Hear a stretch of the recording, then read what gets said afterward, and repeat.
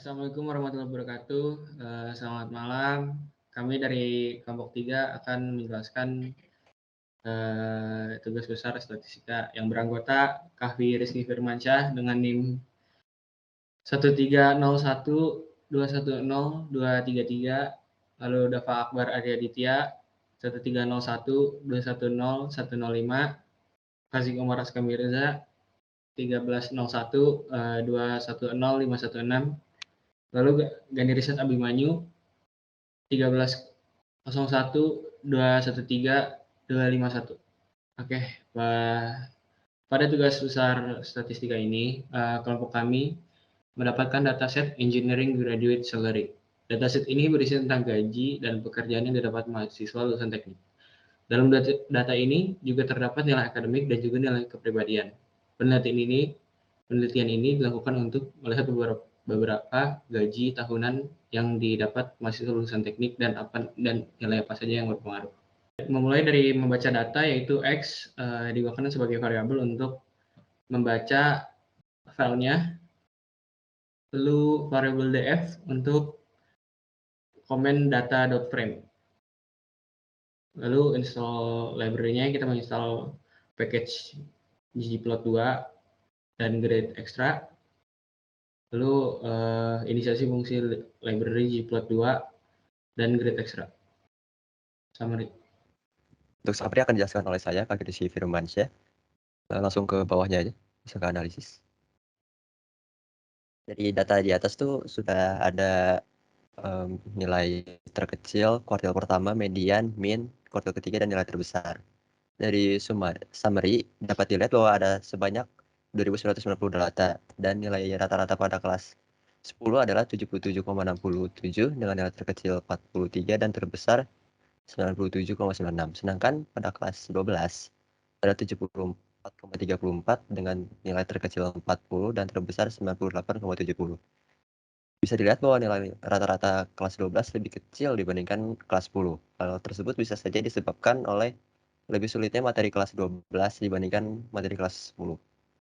Dan hal ini sambat terjadi dengan kuliah, pada masa kuliah.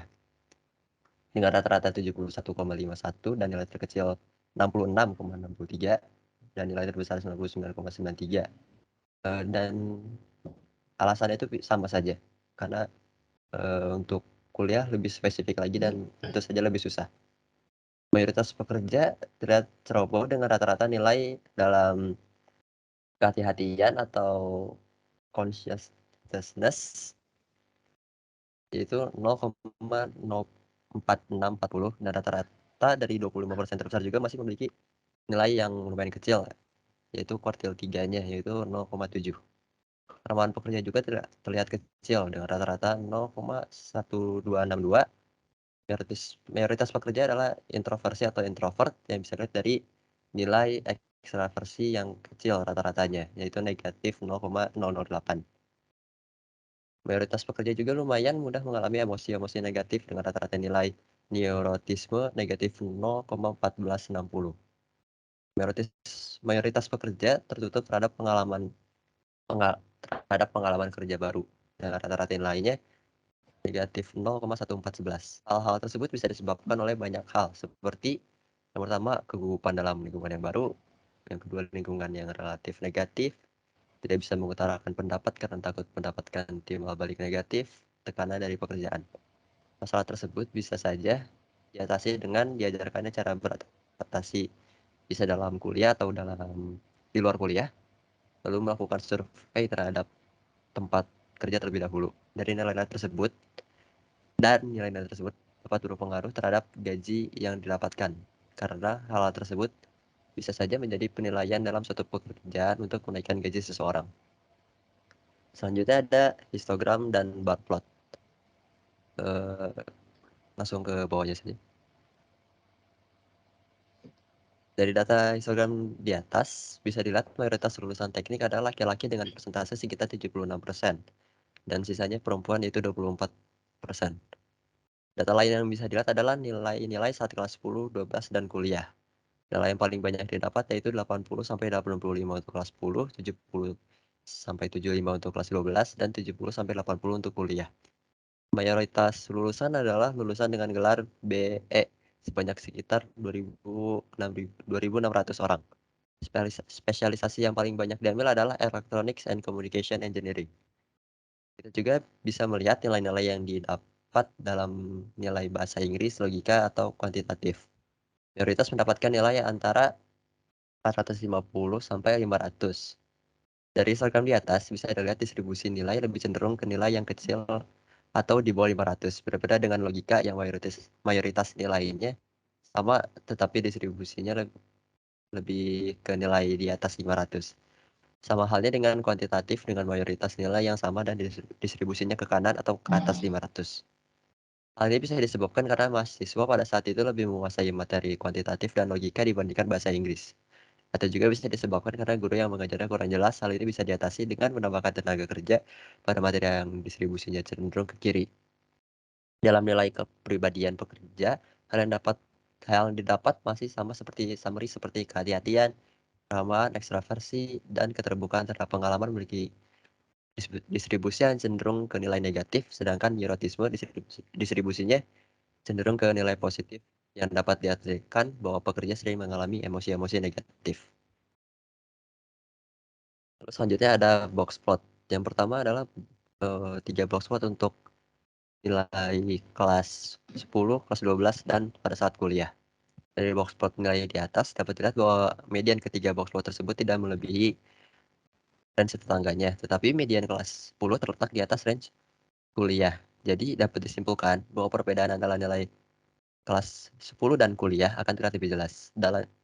Dalam box plot kuliah bisa terlihat penyebaran datanya lebih kecil karena memiliki range yang paling kecil, sedangkan box plot memiliki range luas sehingga penyebaran datanya lebih besar. Box plot kelas 12 memiliki data abnormal paling sedikit karena hanya memiliki satu pencerahan, sedangkan box plot kuliah memiliki pencerahan yang sangat jauh, yaitu di bawah nilai 20. Dari box plot di atas bisa dilihat bahwa ketiga box plot tersebut lebih cenderung ke atas atau ke kanan. Selanjutnya ada box plot nilai bahasa Inggris, logika, dan kuantitatif.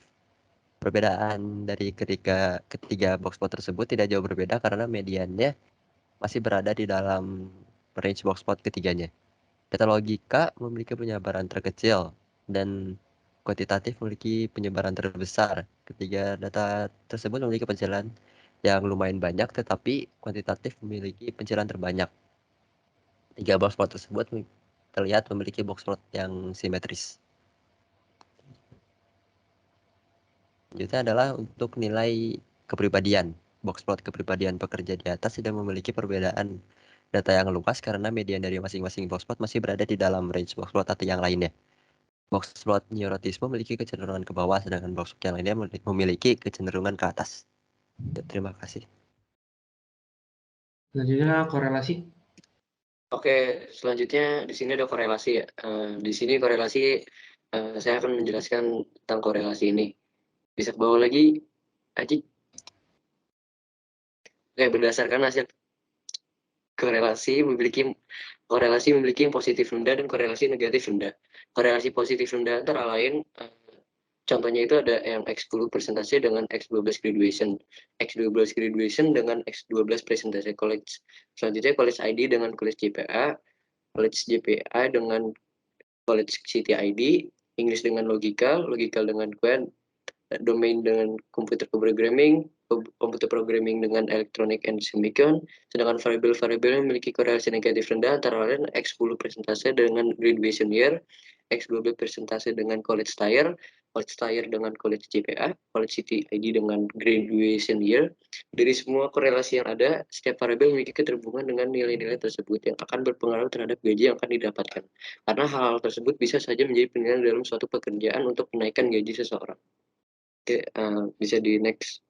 Untuk uji koefisiensi korelasi ini, setelah korelasi kita juga perlu mengecek hasil dari korelasi tersebut dengan uji koefisiensi korelasi ini yang hasilnya itu 0,0728481. Uji korelasi ini tersebut merupakan uji koefisiensi korelasi sampel dari dua data yaitu college ID dan college tier. Selanjutnya bisa dilanjut dengan tabel 2 dimensi.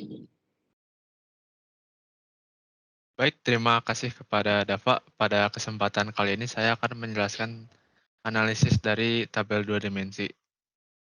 Dari analisis yang kita dapatkan dari tabel 2 dimensi di atas, bisa diketahui bahwa total jumlah data gaji lulusan teknik berjumlah 58, yang terdiri atas 40 male atau laki-laki dan juga 18 female atau perempuan, dengan rata-rata kelahiran tahun 1990.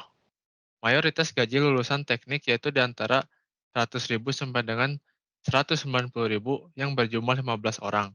Lalu sebagian kecil lulusan teknik yang memiliki gaji 200.000 sampai dengan 290.000. Diikuti oleh lulusan teknik yang mempunyai gaji 400.000 sampai dengan 490.000 dengan jumlah 14 orang. Selanjutnya, 12 lulusan teknik dengan gaji sekitar 300.000 atau sampai dengan 390.000. Dan yang terakhir merupakan sisa lulusan teknik yang gajinya di atas 500.000 yang mempunyai jumlah 9 orang. Bisa dilanjut ke diagram garis. Bisa dilihat gambar diagram garisnya itu. Jadi berdasarkan diagram di atas dapat disimpulkan bahwa dari data tersebut juga terlihat bahwa pada tahun 2000 merupakan waktu di mana mulai meningkatnya gaji lulusan teknik sampai dengan tahun 2004. Pada tahun 2004 bisa kita lihat bahwa gaji lulusan teknik sedang berada di angka yang paling tinggi. Lalu dari periode 2004 sampai dengan 2006 kita bisa melihat bahwa adanya penurunan yang bisa dibilang signifikan. Terakhir, di periode 2006 sampai dengan 2012, kita bisa melihat adanya peningkatan kembali gaji lulusan teknik yang hampir mendekati jumlah tertingginya, yaitu pada tahun 2004. Lalu pada akhirnya, gaji lulusan teknik mengalami penurunan lagi di tahun 2012. Terima kasih. Oke, lanjut regresi linear oleh saya. Berdasarkan dari regresi linear yang di atas ini, dapat disimpulkan bahwa dari data IPK lulusan dan tahun kuliah mengalami peningkatan dari tahun 2008 hingga tahun 2013. Lalu menurun lagi dari tahun 2014 hingga 2017. Sekian penjelasan tugas statistika dari kelompok 3. Mohon maaf bila ada kesalahan. Terima kasih. Wassalamualaikum warahmatullahi wabarakatuh.